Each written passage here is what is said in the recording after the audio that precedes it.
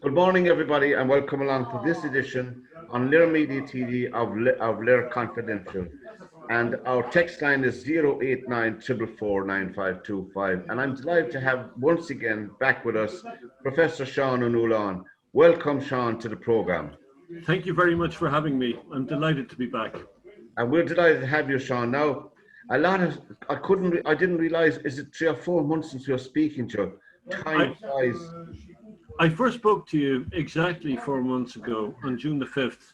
And on that occasion, as people can attest, if they look at the link, they will find I told everybody to open their pubs, open their theatres, have the GAA matches, do everything right now because they were going to be closed down in a few months. I told people who owned pubs and theatres and valuable property that they were going to have to sell them for cents on the euro within a few months unless they opened right then. All of that has come to pass this morning, which coincidentally is my birthday, by the way. Happy birthday, Seán. And it is not my 21st, as you can probably see. Yeah. But coincidentally, it is the day that Houlihan was called back to announce you're all going back into level 5 in Ireland.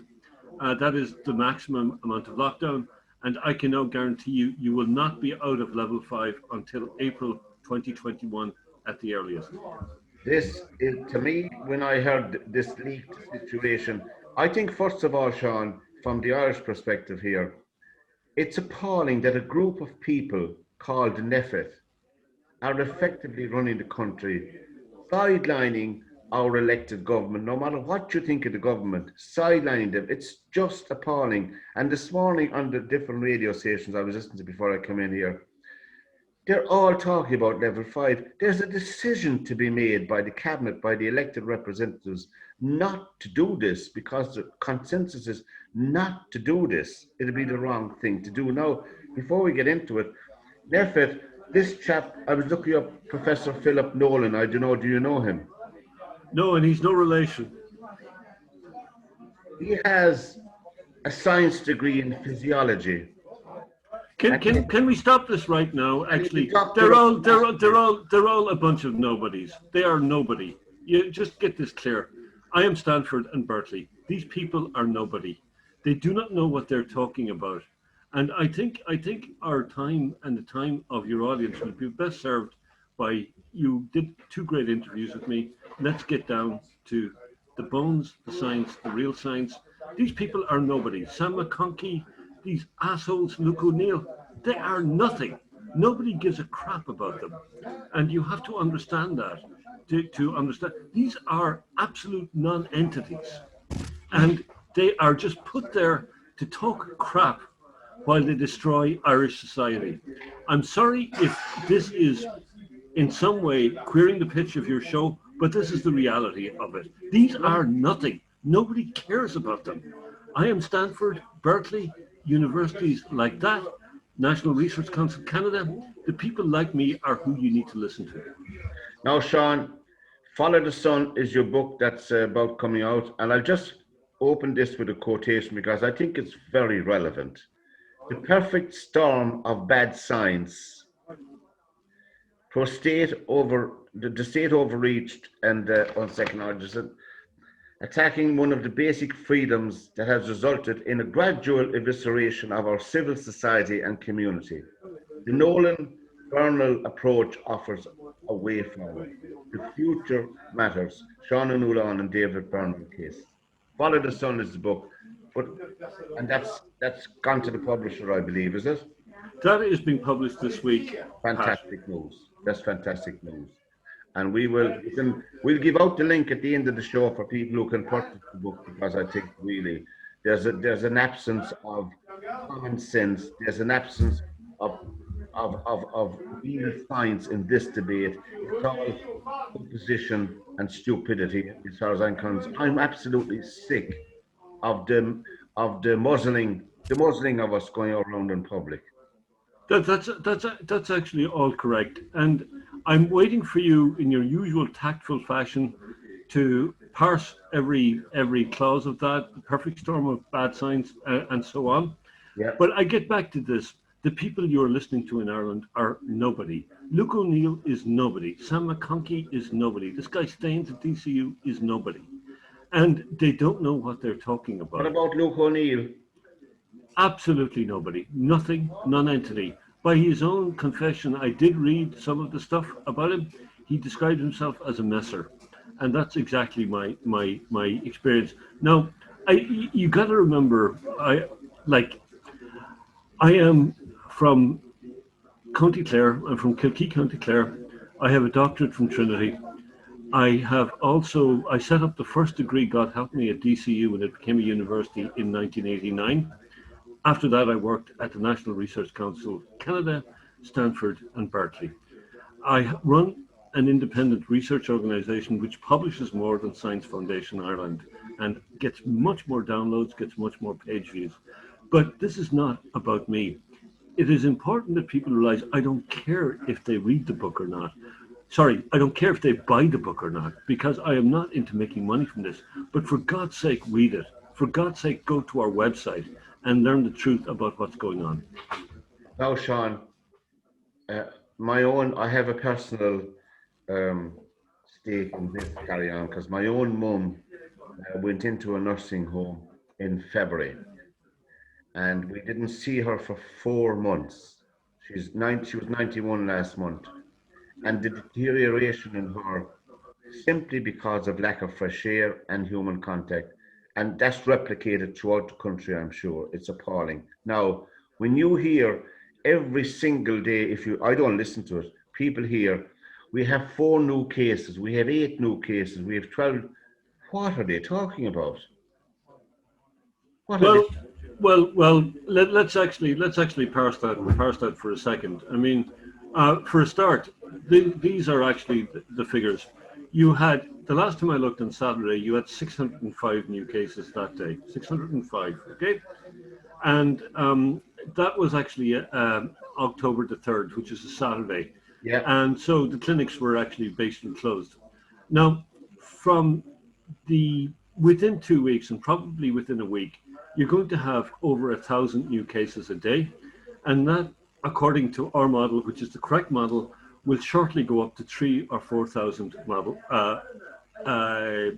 transmissions a day. So you're going to be seeing on the media within the next few weeks, and as my fellow Irishman Pat and the people watching this and listening to this, let's make it clear: you're going to have 3,000 or 4,000 new cases a day, and there is no real limit to what it can go up to beyond the population of Ireland and beyond the capacity for testing. So our model, which is the correct model, predicts that. And so now we talk your mum, and Lord of mercy on her, and may she prosper. But this is actually the situation. The model at the time said that people should be isolated and that they should be removed from any. Sorry, we've got a little fly on. That's funny, actually. A little wasp buzzing around. Fantastic. It's France. Cool. They're still alive. So yeah, that was funny. So you get the wasp. Yeah. So your mum was told to stay out of the fresh air, whereas exactly what she needed to do was to get into the fresh air. Now, it's been known for a long time. For example, the tuberculosis bacterium. Yes.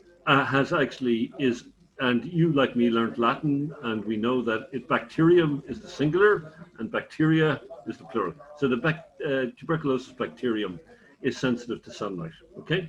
And it dies in sunlight, so they sent people to ski resorts to recover from TB. Now, the COVID-19 is like that, except on steroids. It dies in the sunlight. And that is the impassioned set of interviews we did on June the 5th and June the 12th was about that. You needed to let people out then, and you needed to let the activities to happen then. So to use a metaphor here, what is happening is it's rather like a ship, an old sailing ship. You're 2,000 miles from home and you've got a very strong wind behind you. And our government decided in March, with that strong wind behind them, to close down everything, to put down the sales, and to put down anchor. And so they said how brilliantly they were protecting us, whereas the ship stayed in exactly the same place. In September, they decided against the massive wind to put up the sails, to raise anchor. Yeah. And now you're all going to be locked down for the whole winter. And there's no question but that Irish culture and society will not survive this winter, which is going to be the worst since 1850. Now, and that's very bleak indeed. I don't even want to think about it as a human being, to mind anything else about the But we have to. But Pat, we actually have to think about it. And sorry for interrupting you, but we do. No matter. Going back to what you said, when people hear there could be up to 3,000 new cases a day, now, that to me would not alarm me. Okay? Yeah. I think about these things. It doesn't mean that there's 3,000 people in hospital. It doesn't mean there's 3,000 people sick. It doesn't mean there's 3,000 people out of work. I'm sure of that. Does it? Well, the truth of the matter is that 3,000 is just the start. So basically, I would genuinely expect there to be 10,000 by the time it peaks in December. Now, what does that actually mean? It means that for a start, there's a lot of testing going on. And secondly, if you do the polymerase chain reaction test on them, you will find some COVID-19. Now, there will undoubtedly be a lot of people getting sick, no question about that, because finally we're into the epidemic part of this. There was not an epidemic up to now, but we're going to get into an epidemic, and a lot of people are going to get sick. Even Trump got sick, as he admits.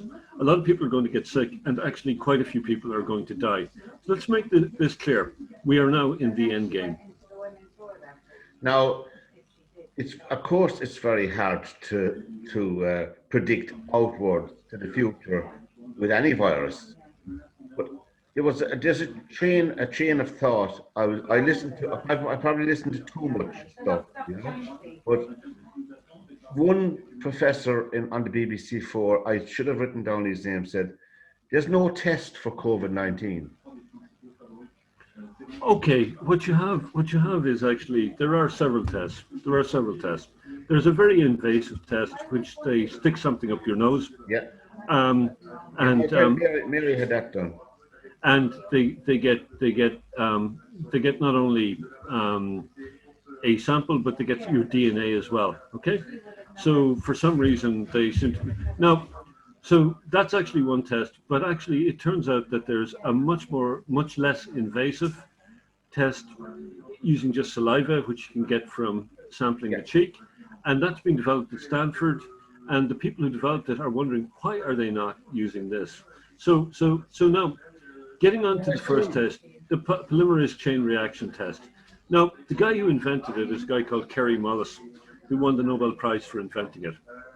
And Kerry Mullis basically said, do not use this test for anything sensitive, okay? So basically he made the point that what you do is polymerase chain reaction amplifies the basic sample that you get. And if you amplify it 40 times, maybe you don't have COVID-19. If you amplify it 50 times, suddenly you have it. So basically, I think there's a lampshade behind you. Am I correct about that?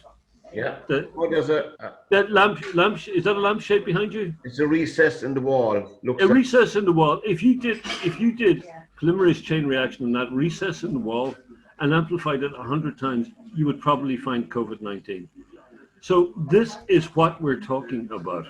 This is complete and utter disgraceful science. It doesn't even merit the name of science, which is being done in defiance of the wish of the guy who invented the PCR test, Kerry Mullis. PCR, I couldn't think of the PCR test. And the professor on the BBC4 discredited it. Well, it's basically, let's make it clear. People are going to get sick this winter and people are going to die. But they got sick, with respect, Sean, they got sick and died last winter as well from the flu. They got sick, and the figure is 1,200 people die in Ireland from the flu on regular. But this is not the flu, Pat, and I'm happy to get into that. what is this?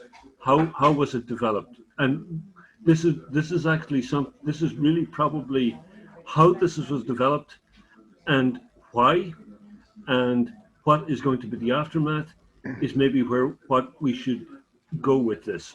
Is Donald Trump correct when he calls it the China virus? Correct, yeah, that's actually correct. No, it gets correct. He's correct. He actually knew a lot more about this than he let on.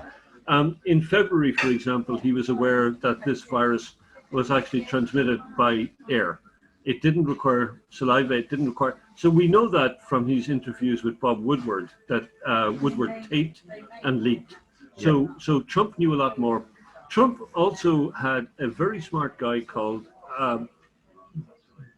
Will Jennings Bryan, give a talk on late April this year, where he said that the virus disintegrates according to what's called a half-life formalism. So, for example, if you remember from radioactivity, if you have a certain amount of radium and it's disintegrating, then within half an hour, maybe 20% has disintegrated, and within another half hour, 20% of that has disintegrated. So that's the way COVID-19 works in daylight. And Will Bryan actually released this in public at the end of April from work they've been doing at the military and in Johns Hopkins. Now, I know that you are very acute about this stuff. So what we were told later was these were retired scientists from the army who had done this. Yes. And the word retired was continued to be used, whereas in actual fact, that was the key to the discoveries that we made. Oh, I see. You're listening to LiR Confidential on LiR Media here with my special guest, Professor Seán O'Nualláin, and we're speaking to him at the pending publication of Follow the Sun. But Seán, getting back to the matter at hand, you're over there in France, right? Correct, yes. What are the restrictions over there that you find are disturbing or are very challenging? Absolutely none whatsoever. I live in this beautiful, beautiful seaside town in France. I'm in a bar. It's what is that ironic statement called a wet bar. It's been open since mid-June. I can go to the beach. I can go wherever I want. And there's nothing that's bugging me. And I know that when the French government start coming heavy on this, the Gilets jaunes will be out there on the street, and that there will be incredible civil unrest until the government starts making sense. It's only in Ireland that the pubs have remained closed. The key of our culture, the key of everything we are, our community.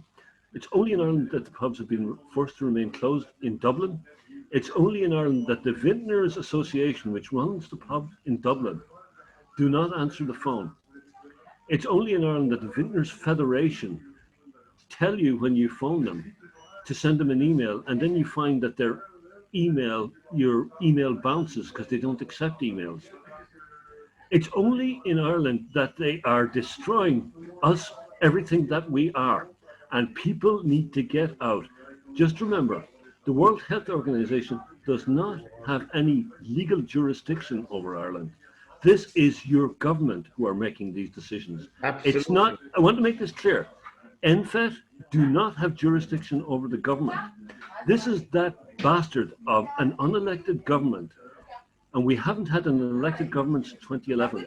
These are those who are going to destroy you. Destroy your life, destroy your children, destroy your bars, your theaters, your community. This is them. And they do not know what they are doing.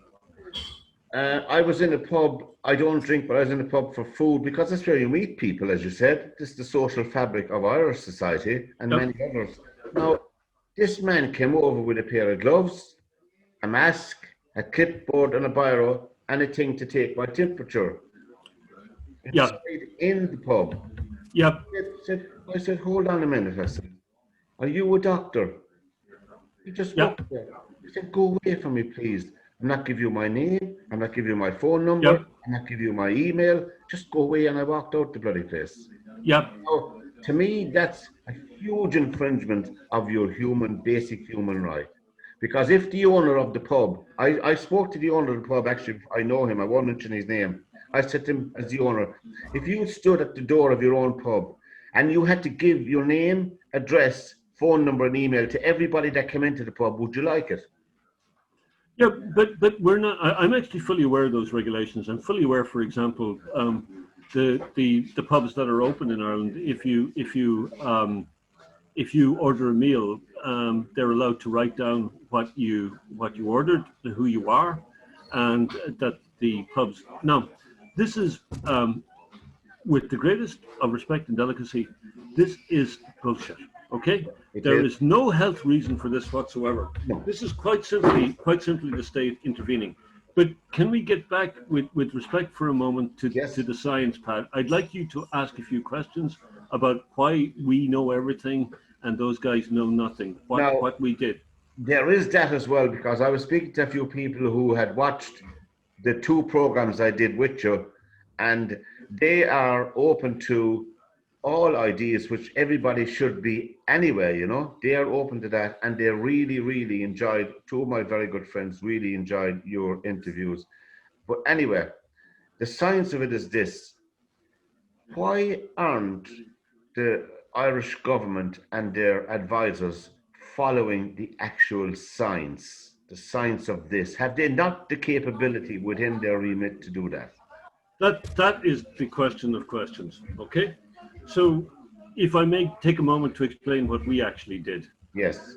So in our interview on June the 4th, June the 5th, you very kindly, having spoken to me on the phone that week, invited me to speak to you on June the 5th.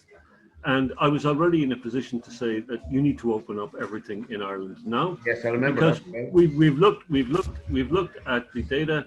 We have found that what a real dude in the United States, this guy, Will Jennings Bryan, what he had described was a half-life.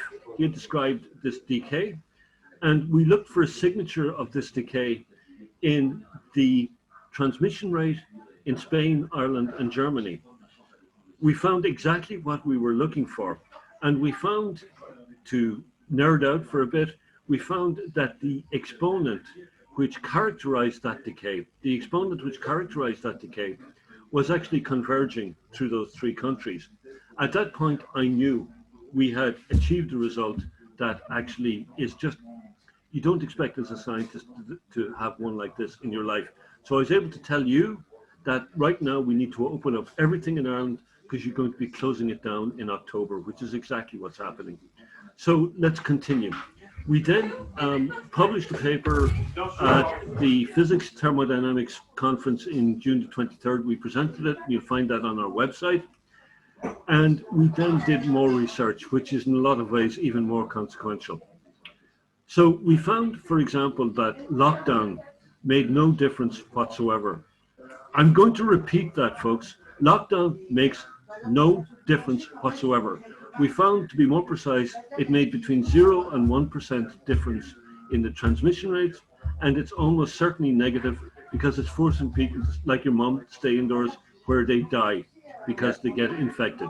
Okay, so the second thing we found, which we already knew on June the 4th, but we confirmed on June the 19th, that in Ireland the length of day contributed to 90% of the variability.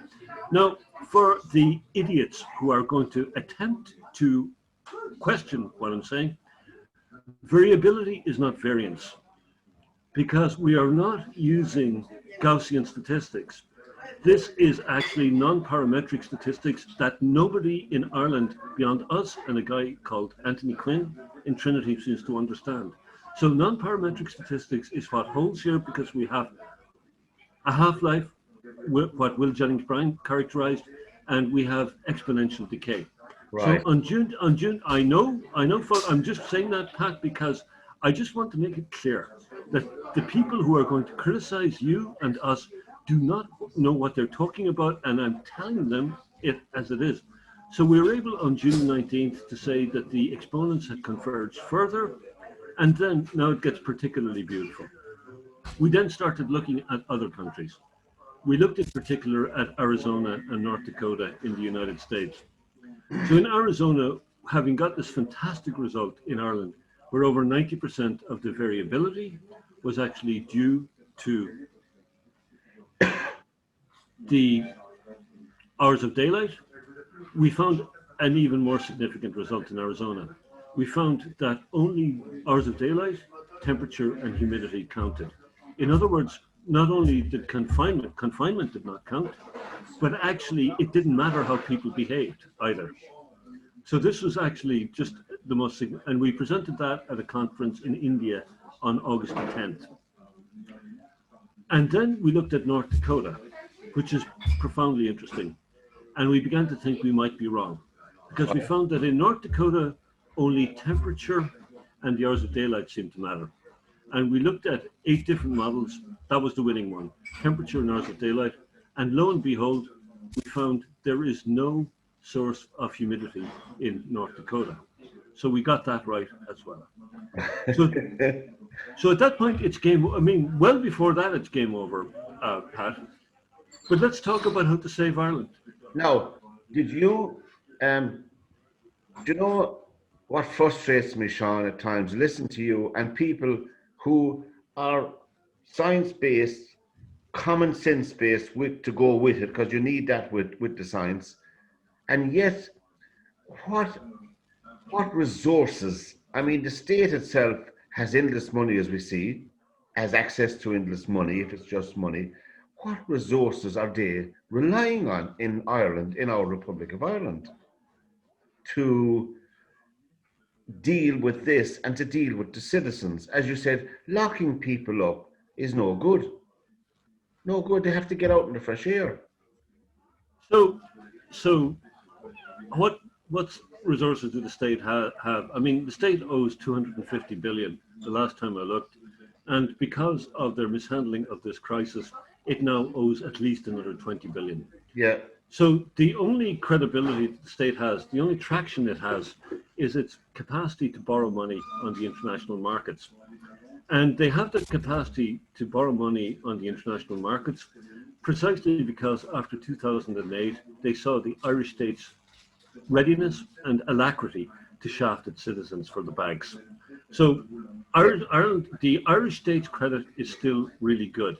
So they can pull this stuff on you again. They can lock you up again and lose another 30 billion over this winter.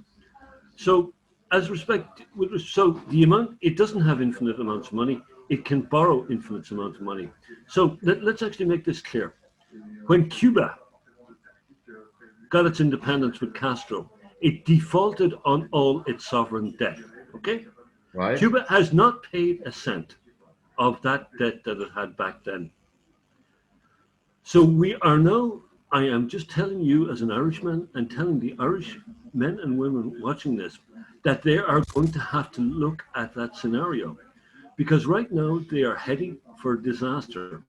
They owe 250 billion. They're going to owe another 30 billion after this.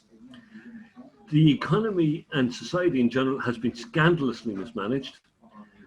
The science is so pathetic that I get angry even thinking about it. Yeah. These are morons. These are people that you would be embarrassed taking out with you to a conference, okay? So let's make it clear. Sam McConkey, Philip Nolan, Luke O'Neill are idiots. That's why they're in Ireland talking shite, okay? They would be out doing something in the real world if they knew what they were talking about. So basically, for us, this was not a hard problem. It's solved. Now we look at the politics of it. We look at how this virus was created in Wuhan, how it was disseminated, and the only question is whether it was disseminated deliberately or accidentally. And the second question is, if it was disseminated deliberately, what was the political goal? There are no other questions. So let's get back to this. The virus, was it disseminated deliberately or accidentally? If deliberately, then what was the political goal? Because everything else is sorted now. Okay, I mean, I'm speaking to Professor Seán O'Nualláin here on LíR Confidential. But Seán, let's take one scenario, the virus itself, as President Trump alluded to is the China virus. Let's assume that it got out accidentally. Let's assume that scenario. Yeah. Now, the lack of information about it was the kernel to me, because people said that this virus was around from last September, October. No, it's been around from 2015. This outbreak. No, the virus has been around from 2015. Right. But please keep going, Pat. This virus, the lack of information now out of China. Now, it's easy for us here in Ireland. We're an insignificant little country, but China is not being held to account by anybody, because there's nobody in good standing to hold anybody like that to task, haul them over the coals, so to speak, and make them responsible in some way for this virus. In fairness, Trump is trying to do it. I am not a great fan of Trump, okay? But in fairness, Trump continues to insist. He does. No, he does. So basically, when the first SARS virus came out in 2000 to 2004, okay? Yeah. There was actually a head of the World Health Organization called Brundtland, who was a formidable woman. My own mum was a doctor, Dr. Nolan from Kilkee, that a lot of people still remember there. This woman was a medical doctor, Brundtland, a mother, and she, as soon as the SARS things happened, in 2003, if I recall, she immediately called China to account and basically said, you guys are going to have to deal with this now, and they did. Okay, so there was absolutely no SARS epidemic, and let's actually make this clear. Okay, COVID-19 is called SARS-CoV-2. So we're now talking about SARS-CoV-1. So Brundtland stopped that in its tracks, but we had all the same artillery ready. We had this intellectual prostitute, Neil Ferguson, from London, announcing that everybody was going to die of SARS-CoV-1, okay? Yeah. And that was, if you remember that, and we had the whole thing was in place, and it was a non-event because Brundtland intervened. After that, China got their own person in place in the World Health Organization. Yeah. They first of all got a woman from Hong Kong, and again they got this guy, what's his name, Gaba Jesus, whatever it is, okay? He's or Sudan or somewhere. Yeah, he's actually Ethiopia, and he presided over several epidemics in Ethiopia. He allowed several epidemics to take place in Ethiopia. He knows how to do this. Now, let's actually make it clear where we stand right now. As Irishmen, this is the story. The World Health Organization have announced it's a done deal that this is going to last for 2 years. Okay, they announced this, so we can take it that they will find an acceptable solution to them by March 2022. Okay, now let's get back to the origins of this virus. Shall we do that? Yeah. Okay, the origins of this virus can be found in an academic paper from 2015 by Ralph Borich, Xi Zhengli, and other people. Xi Zhengli, her nickname is Batwoman. She's the person that the Chinese sent into caves all over China to find bat viruses. Did the Irish media tell you about this? Yes. No. No, they didn't tell you about this, right? So this is the woman that they sent into caves so she was digging up bat viruses, and in 2015 they published a paper that went as follows: we have found a fantastic bat virus. It was called RATG13. Okay, so RATG13 is the basis for COVID-19. Okay, and the paper, which is published and which you can find on the web, said that we got RATG13 and it wasn't easily transmissible, but lo and behold, we found the spike protein, and if you did what's called a gain of function with this spike protein, then it became really easily transmissible. And that, folks, is COVID-19. So it was created in 2015, and you can find the experiments which created it on the web. This is not hidden knowledge, and let's get onto it for a second. We've had all this bullshit, all these pseudoscientists coming on and saying, we've decided that it wasn't actually genetically engineered, blah, blah, blah. In fact, it used a technique called directed evolution. And that basically what it did was it got these proteins addicted to the ACE2 receptor and got them to replicate, so that after a while they were exquisitely adapted to the human ACE2 receptor, which is why people are suffering from the kind of illnesses they are with COVID-19. And I'm with LiR Confidential here with Professor Seán O'Nualláin. Now, Trump is right, all right. I'm not saying we're not trumping his cause, but they're right about the disease when he refers it to as the China virus.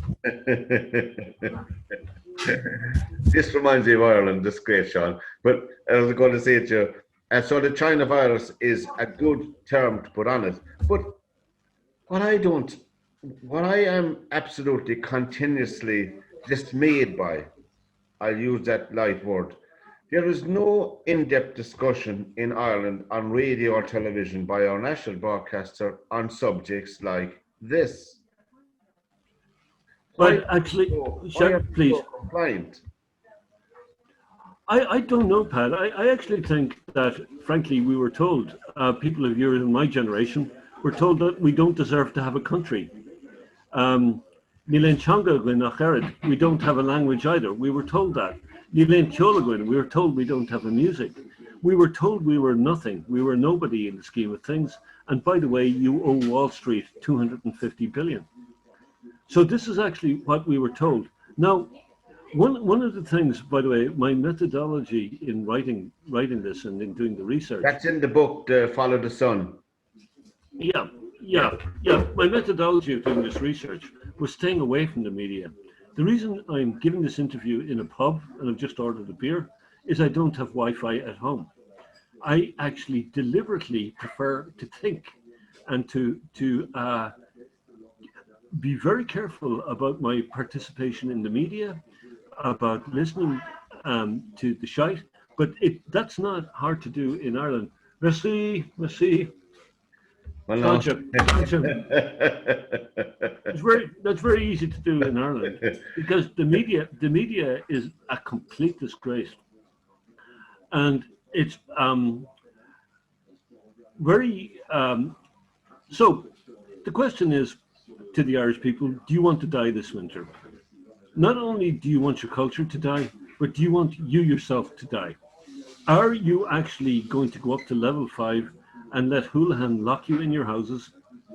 Or are you going to have the balls to break out of it and ask what is happening to me? Ask what process is being performed on me, by whom and why? Are you going to look up, for example, what I've just told you about the process of directed evolution is called passaging?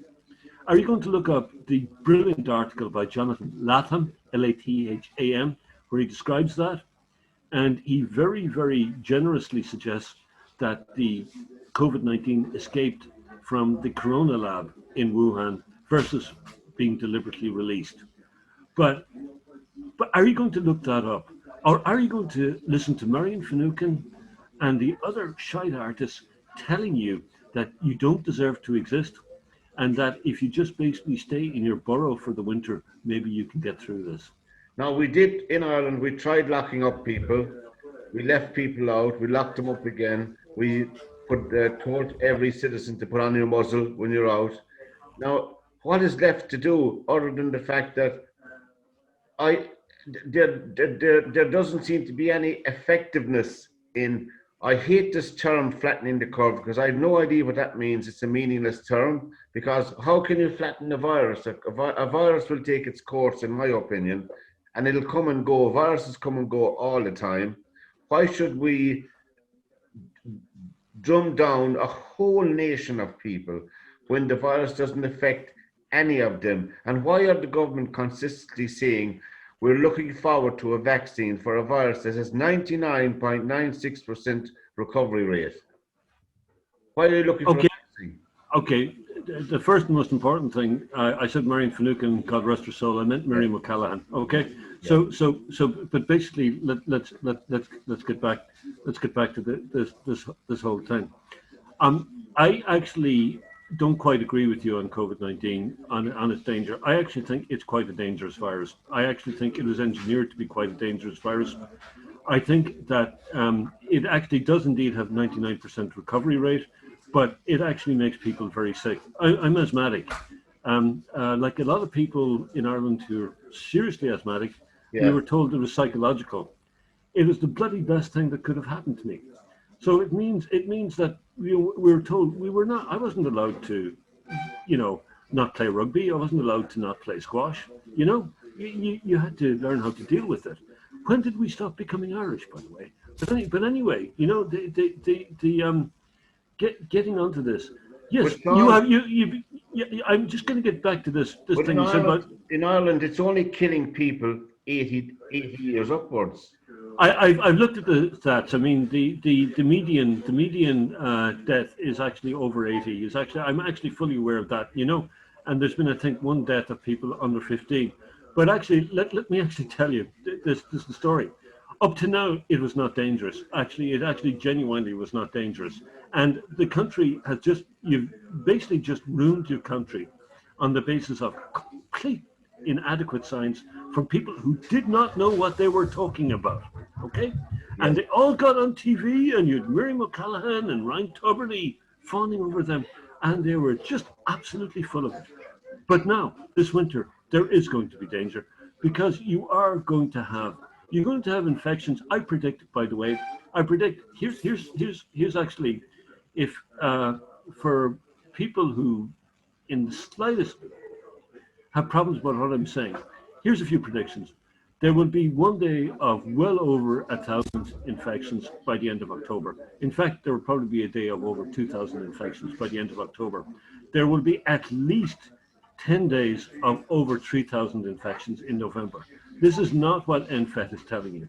This is actually what the real science is telling you. Yeah. So basically, Pat, what I'm actually saying, when we talked in June, COVID-19 had not been a dangerous thing. The only dangerous thing it did was put Fine Gael back in power. Okay, that was a terrorist coup d'état. Let me repeat that. That was a terrorist coup d'état by Leo Varadkar and his cronies. And the Irish people are totally justified in getting to the streets and overthrowing the government as a result of what happened. Okay, and now it's come to autumn and winter, and yes, there is going to be a problem. Now, the median age was over 80 for people dying, but you are going to have a lot of younger people dying this autumn, winter, and early spring from COVID-19. You actually are. So if they'd handled it, sorry? So some people are right about one thing, that our health service is not in a state to deal with this massive increase. No, it's not. It's not. But basically, no health service could do anything. What they're going to do with when the cases a day reach 1,000, 2,000, they're going to point to, for example, the Healy-Raes constituency and say a few lads went out for a pint the other night. That's why everybody in the country is getting sick, and they're going to use that to close down the bars. So can I actually just say to the Irish people, I'm going to be fine here in France, guys. I'm going to be fine. I saw this coming, okay? You are not. I would come home and fight if you will get out and fight, because this is an existential threat to you right now. And can we just open up another line on this, Pat, with respect? We find, for example, Bill Gates, okay? We find Bill Gates developing an unhealthy interest in coronavirus a long time ago, working with people in England called Erica Bickerton, okay? And suddenly he's really interested in coronavirus. And then in October 2019 rather, just a month before this whole thing started, okay? we find him announcing that there will be a pandemic featuring a new coronavirus. Okay, this is Bill Gates. This is an announcement. It's called Event 201. Look it up on the internet. So before this happens, he announced that there's going to be such an event. So do you have the balls as Irish people to stand up to what's being visited on you, to this process? Or are you going to take it as we did from the Brits for 500 years? So, to me now, I travel in and out of Shannon every day into Limerick, which, as you know, is about 15 miles or something like that. Now, are you saying, I mean, I know what I'll be doing myself. I'm not going to say it here publicly, but do you think the generality of people should try and maintain a normal day as possible? That everybody should get out, all the shops, all the businesses, all the pubs, all the hotels, and our football and hurling games should carry on? That would have been the case back in June. That is actually what, and I was on your show, and I said that back on June the 5th and June the 12th. I did. Now it's different, okay? Really? Now it's different. It is genuinely different because there is going to be a genuine epidemic of COVID-19 now, okay? And this is not accidental, okay? This is actually, again, look up the sites on the internet. Stop listening to this shite on RTE and News Talk and all that. Go for the real stuff and find it. Okay, now, should you have had the festivals, Willie Clancy Week, the Kilkenny Arts Festival, and the GAA, should you have had all that during the summer? Yes, and I said that. I think you're a Cork man? Yeah. Isn't that? So, Jesus, we missed that Cork against Clare game that we could have had on June the 7th, and that was kind of what an event that would have been. Now here's what you do for the winter, folks. We have developed technologies which can make our indoor spaces safe. Okay. So, but there's no point in sharing those with you unless you have the balls to stand up to your government on this. This is not being driven by the World Health Organization. They don't have the standing to do it. This is your government. And you're going to have to say, look, here's the situation. This is going to be a really bad winter in Ireland, probably the worst since 1850. But we know if we get rid of the COVID-19 through ultraviolet, okay? If we use a space during the evening, we can then put on the ultraviolet on all night. And by the way, they use this, for example, treating sludge in Poolbeg. They know about this, okay? Ultraviolet is known about. And we can get rid of the COVID-19 people generate in the pub or the theatre in the evening. And then if we keep the humidity down to 15 or 20, which is well below the Sahara, COVID-19 cannot travel the next evening. So we're going to insist that in every town, there's going to be a meeting place for people, which is safe, which is much safer than being outside. And in that meeting place, we're going to discuss what we're going to do when this is over. And that's what the Irish people need to do. So you're saying to me that I like to take a walk in the morning when I get up after my breakfasts, and between now and Christmas, if we're what we call this horrid thing about lockdown, are you saying that we won't be able to do things like that? No, you won't be able to, Pat. Pat, you guys are finished, okay? Let's actually make this clear. You're going to have to fight, okay? I saw this guy, Drew Harris. Am I right in thinking that he's a Northern Irish Protestant? Isn't that right? Yeah, he's a former RUC officer, yeah. Right, and his dad was actually head of the RUC as well, isn't that right? Yeah. Okay. Okay. So, there's apparently a statement for him saying that he hopes they won't have to send the Gardaí into people's houses to break up meetings. Okay.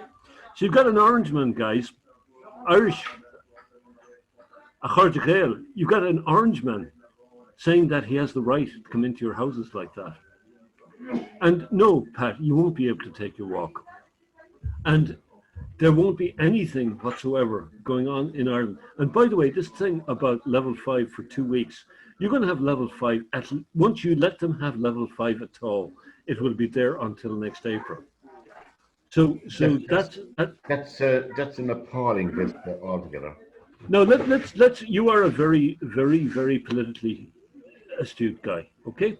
No. But let's look at some of the stuff that we've heard from the World Health Organization and indeed the British and Irish governments over the last while. I found it intriguing that as soon as we had the equinox, okay, on September the 21st, both Boris Johnson and the Irish government declared that we're going to have 6 rough months, but then it's going to be okay.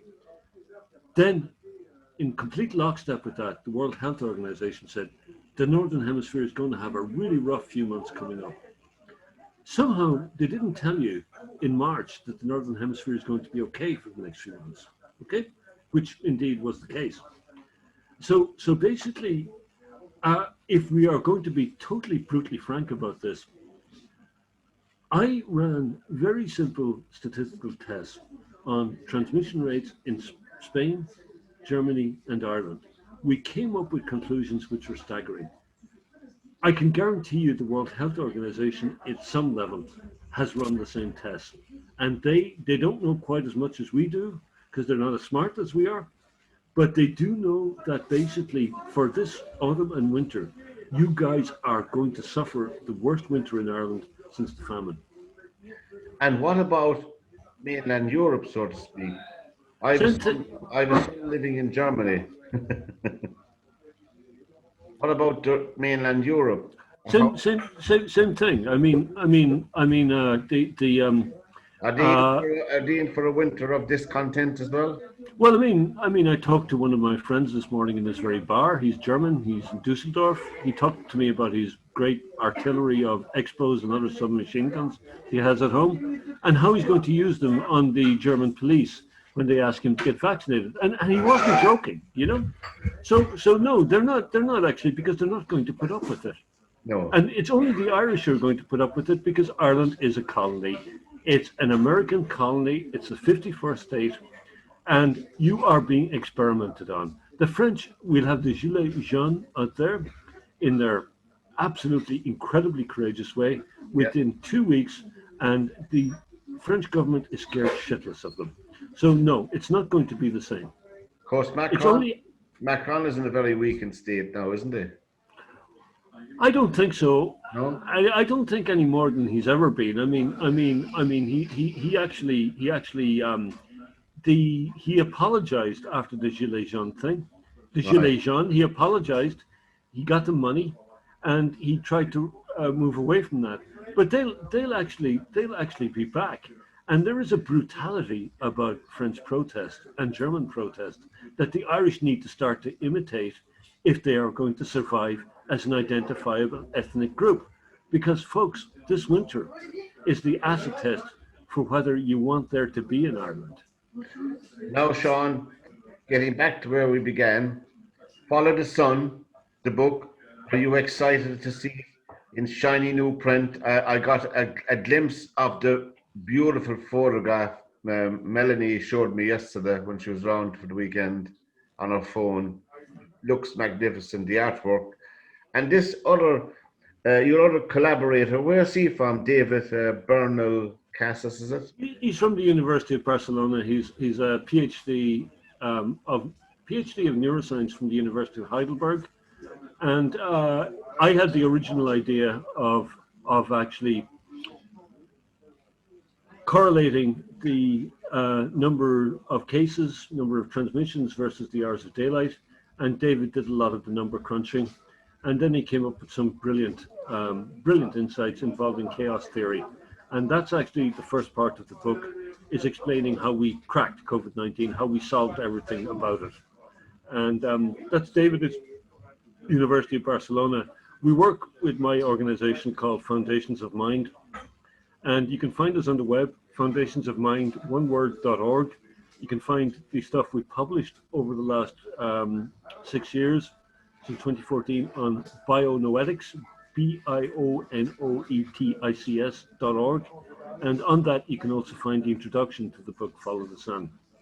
Well, when we're when we're sharing around this program, we will put up all those various links. And I'm excited myself after speaking to you now for the third time about the book. And I know the way you're speaking that it will be understandable to a layman like myself. And I like things like that, that obviously there's the study and the science of it and all, which is for a scholarly people as well. But I think it'll be very readable myself. Let's, folks, Follow the Sun is the book. It will be out this week, will it? That's actually right. This week we deliberately chose a publisher that could get it out quickly. And it turned out that was Red Books in Wexford, and I want to thank Red Books in Wexford. We put up the link to that as well, Sean. Yeah. But this, as you have seen, this interview is a great deal more heated and intense than our previous interviews, because actually this is the final. This is an existential threat to Irish society. What's being visited on you right now.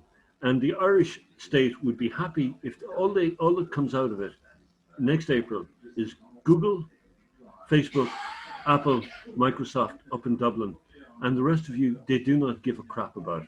And they're doing that, they're following the tune of God knows whom. And so if you have any self-respect whatsoever, you go out and you protest and you say, right, we agree. This is going to be really, really restricted until next spring. But by God, we're going to have one space in town where we can congregate. And can you look forward beyond this dark area, this dark time that we're facing? Can you look forward to the emergence of us into the light, so to speak, as a country, as a people? Not at the moment, no. I would say at the moment that Ireland is fucked. Excuse my language. I would say that there's no way out of it from where you are right now. You're going to have to protest. You're going to have to get out there. The World Health Organization. The whole thing is this. It's almost this Greek tragedy. We've been told. The World Health Organization has said they want this to last for 2 years. Bill Gates has said he wanted the pandemic.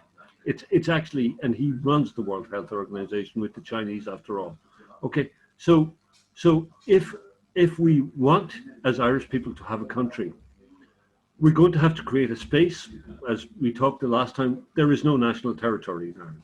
We're going to have to create a space that we call ours, yes, and in which we make laws, in which we don't have governments by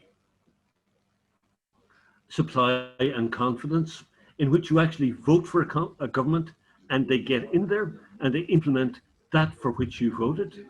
And if you don't do that, then you're going to end up in this situation in 15 years' time anyway.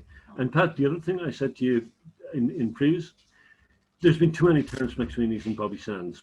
There's been too many people who have saved Ireland from an act of individual heroism. Yeah. The Irish people need to organise, tell this government to resign, to have a real election, to have somebody who can get us through this greatest crisis in Irish history right now. And that after that, we can then start talking about having a country. But first of all, the people have to express a will to have this country, because right now you are going to be stamped out of existence by your own state. And indeed, on that sobering note, but I think it's an enlightening and honesty as well that I like in you, Sean, that you're honest and upfront about these things. And we need a lot more of that. But anyway, for this edition of LíR Confidential on LiR Media, it's been an absolute pleasure having you again. And you're in the right place, so to speak. I wouldn't mind being over there with you for a few hours. And thank you very much for the interview, Sean. And we wish you all the best with Follow the Sun, the book Follow the Sun, and coming out this week. Red Books. We put up the link to our page, Sean. And I want to thank you, and I want to thank all the students I had in Ireland, all my friends. And guys, you're going to have to kick ass, or it's over. Slán.